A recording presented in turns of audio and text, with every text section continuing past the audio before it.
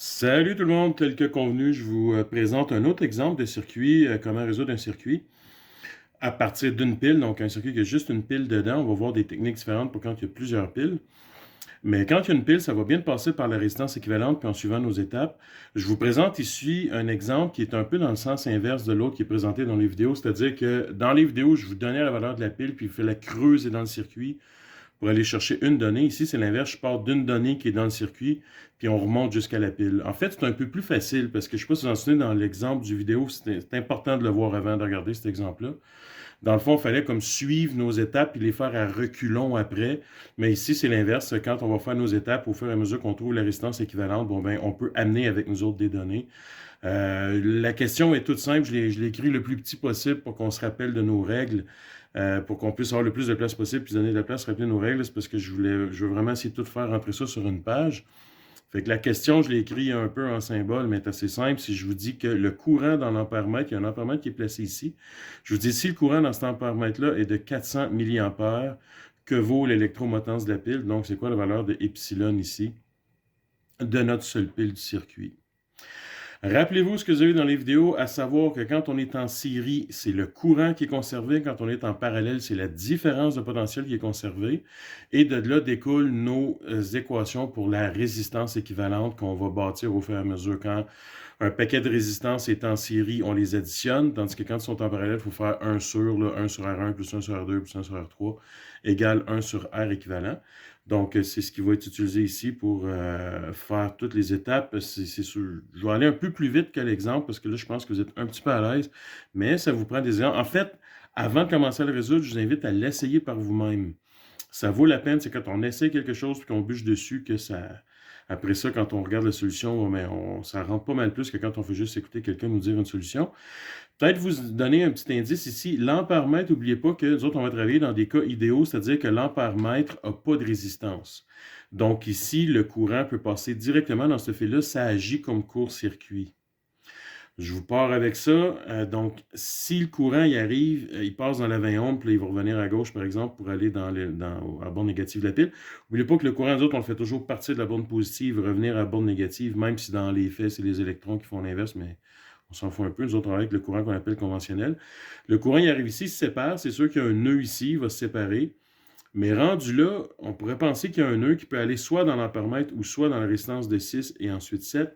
Mais en fait, quand un fil est continu comme ça, on suppose qu'il n'y a pas de différence de potentiel. Il n'y a pas de résistance qui absorbe de l'énergie ou il n'y a pas de pile qui en donne.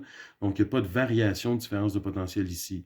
Vu qu'il n'y a pas de différence de potentiel entre ces deux points-là, c'est ça qu'on appelle un court-circuit, ben ça veut dire qu'il n'y a aucun courant qui peut traverser ces deux résistances-là. Pensez à l'analogie d'une chute. Une chute, c'est une différence de hauteur. L'eau, elle va s'écouler du point le plus haut au point le plus bas. Mais si vous avez deux points qui ont la même hauteur, la hauteur, c'est l'équivalent du potentiel en gravité, ben, ça ne s'écoulera pas, là, un lac qui est en communication, je veux dire, un lac avec un autre qui sont en communication, mais que les deux lacs sont au même niveau, il n'y a pas d'eau qui se déverse d'un dans l'autre, là. Les deux lacs restent au même niveau. Fait que s'il n'y a aucune raison que le courant aille dans un sens ou l'autre, le courant va tout passer dans le fil. Ça, c'est une autre façon de le voir, de dire, hey, il y a un chemin ultra facile à passer, donc il va aller dans ce chemin-là, et à ce moment-là, ces deux résistances-là sont juste court-circuitées, donc on peut carrément dire déjà qu'ils n'existent pas. Fait que comme je vous disais, ça vaut la peine de redessiner le circuit. Un coup, parce que quand vous avez des affaires diagonales, ça vaut la peine de redessiner. Fait qu'ici, je vais tout de suite le redessiner en oubliant ces deux résistances-là, puis en mettant vraiment ce qui est en parallèle, ce qui est en série, un à la suite de l'autre. Donc ici, je peux m'en venir avec mon circuit. Je m'en viens comme ça. Je redescends comme ça ici. Mais c'était plus appliqué quand je peux prendre mon temps. J'ai essayé de mettre des résistances différentes pour que ce soit facile à numéroter pour vous autres. Au lieu qu'il y ait des résistances 1, 2, 3, 4, 5, 6, mais qu'il y ait des valeurs de résistances différentes. Des fois, on n'a pas le choix de faire ça. Mais ici, je me suis assuré d'avoir des résistances toutes différentes. Fait que le numéro des résistances que je vais utiliser dans mes symboles, ça va être la valeur des résistances du circuit. Fait que si... Et c'est le seul temps que je vous chicane, tu sais, quand vous ne mettez pas vos unités, mais quand vous avez un circuit comme ça, c'est correct de mettre les résistances sans écrire le ohm à chaque fois. Quitte à vous mettre une note sur le dessus, toutes les résistances sont en ohm, mais ici, je vous demande de le prendre pour acquis. Donc ici, je vais juste mettre 10. Ici, je vais mettre 16. Celle-là est 20. Et est en parallèle avec la résistance de 5 ohms, parce qu'ici, il y a vraiment un embranchement, et on revient comme ça. Et ça veut dire qu'il y a cette résistance-là ici qui va être en parallèle de 5 ohms. Donc, là, notre circuit retracé. pas mal plus facile à regarder. C'est assez simple de voir que 10 est en série avec l'ensemble 25 qui est en série avec 16. L'ensemble 25, ben c'est la première partie qu'il va falloir résoudre et le résoudre avec deux résistances en parallèle.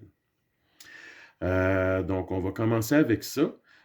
Ah oui, puis le courant, donc le courant de 400 mA qui était mesuré par l'ampèremètre.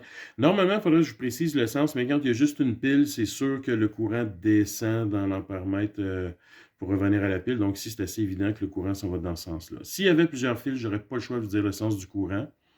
Donc, ici, je pourrais le faire en mettant plus ou moins.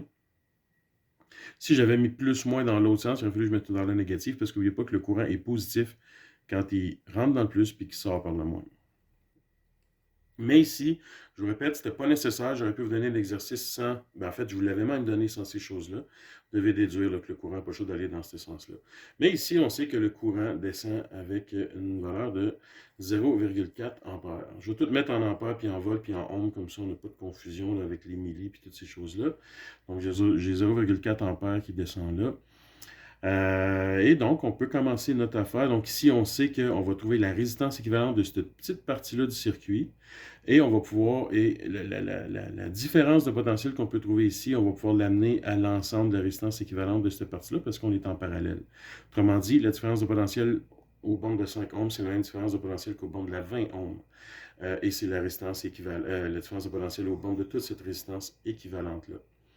Donc, je suis capable de dire que la différence de potentiel aux bornes de la 5 ohms va être égale à R5 fois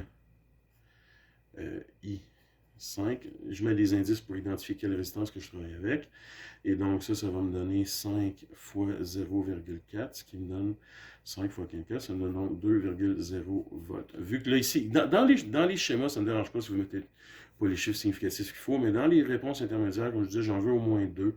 C'est le fun de mettre le point 0 pour dire qu'on n'a rien approximé. Et quand vous mettez une réponse intermédiaire, là, vous mettez l'unité dans un calcul.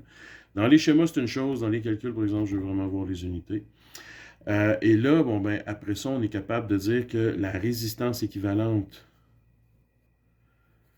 du regroupement 25 va être égale à 1 sur 20 plus 1 sur 5 exposant. Moi, je l'écris comme ça, au lieu de faire 1 sur 1 sur, au lieu d'avoir comme deux paquets de division, là, je trouve que ça fait un peu lourd. Fait qu'1 sur 20 plus 1 sur 5. J'ai fait les calculs avant, pas toute la gang, mais j'en ai fait une couple avant pour pas que les vidéos soient trop longues. Et ça vous donne une résistance équivalente de ce regroupement-là qui est 4 ohms. Je m'excuse à l'avance, ça se peut que je m'accroche dans la vidéo, là, je fais pas d'édition, on y va, puis on vit avec. Fait que ça se peut qu'à un moment donné, je vois quelque chose, s'il y a une erreur, j'espère, je vais essayer de faire attention, j'espère que ça n'arrivera pas. Donc ici, on sait que cette résistance équivalente de ce morceau-là ici nous donne 4 ohms. Fait que, comme je vous disais, prenez la peine de redessiner, ça vaut la peine. Vous prenez vos valeurs, vous les amenez avec vous.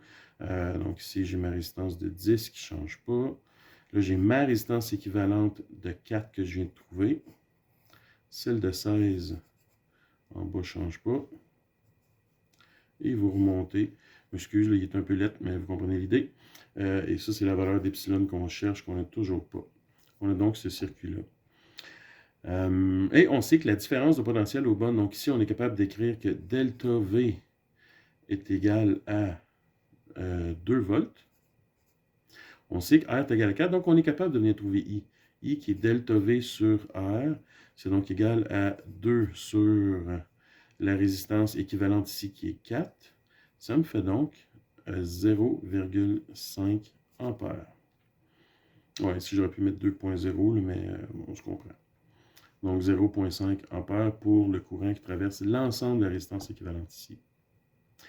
Et là, maintenant, on sait que toutes ces résistances-là sont en série les unes avec les autres. Là, on est capable de tracer le dernier circuit équivalent qu'on a besoin. Oups, excusez. Donc ici, c'est une seule résistance équivalente avec notre pile. J'avoue que si quelqu'un qui ne me le dessinerait pas, qui ferait juste le calcul, je serais bien content. La résistance équivalente, on peut la calculer en faisant ici le calcul qu'on avait fait. Si je peux peut-être l'écrire, non, je vais l'écrire ici. La résistance équivalente de ce nouveau circuit-là qui regroupe la 10, la 4 et la 16, ça donne en fait 10, parce que c'est en série, donc 10 plus 4 plus 16, ce qui donne 20, ce qui donne 30. Donc, je sais que j'ai une résistance équivalente 14, ouais, ça donne bien 30. Et à ce moment-là, je suis capable de dire que le courant, je l'amène avec moi. Vu que je suis en série, j'amène le courant avec moi. Ici, je vous répète, c'est la différence de potentiel qu'on avait amené parce que ce regroupement de résistance équivalente-là est en parallèle.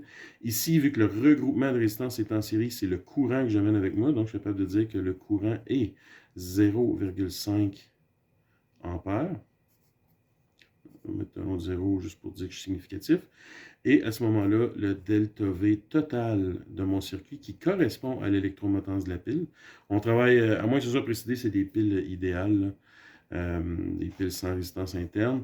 Donc ici, on a juste à faire R équivalent fois I total ou équivalent.